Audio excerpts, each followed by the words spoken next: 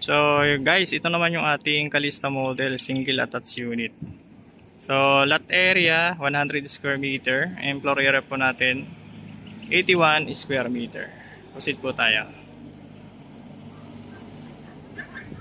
Papakita ko po sa inyo itong model unit.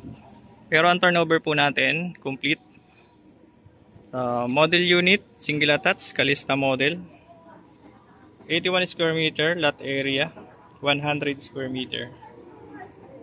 Ito yung pinaka front 3 meters yung pinaka front area po natin.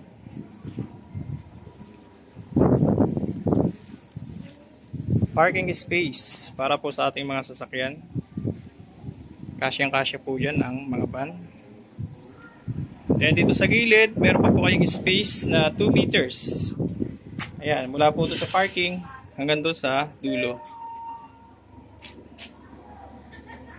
Proceed po tayo dito sa loob. Model unit lang po ito, pero ang turnover po natin complete.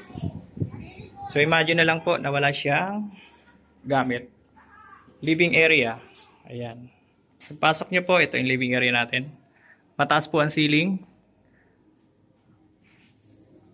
Meron siyang 1 bedroom dito po sa pinaka first floor. Pwede sa yaya para hindi na po umakyat.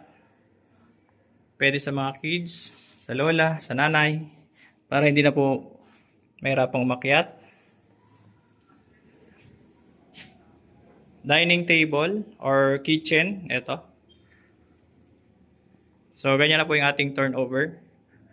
Ito yung ating pinaka lababo. Mataas po ang ceiling. Pinaka-service area. Estimated 2.5 meters po. Meron siyang lababo din dito sa likuran. Ito po yung pinaka-space nyo sa likod.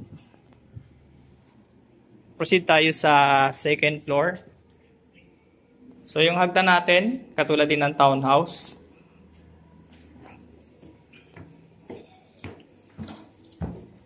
Etong ating second floor, meron siyang 3 bedrooms.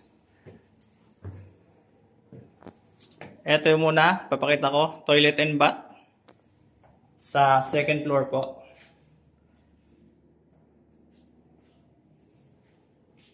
Bedroom number 1 po ito. So, mataas po yung ceiling natin. Ayan. Kaya hindi siya mainit.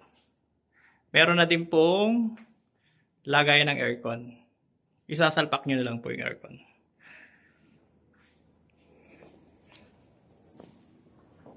Dito tayo sa bedroom number 2. So makikita nyo po ang lalaki ng kwarto nitong ating Calista model.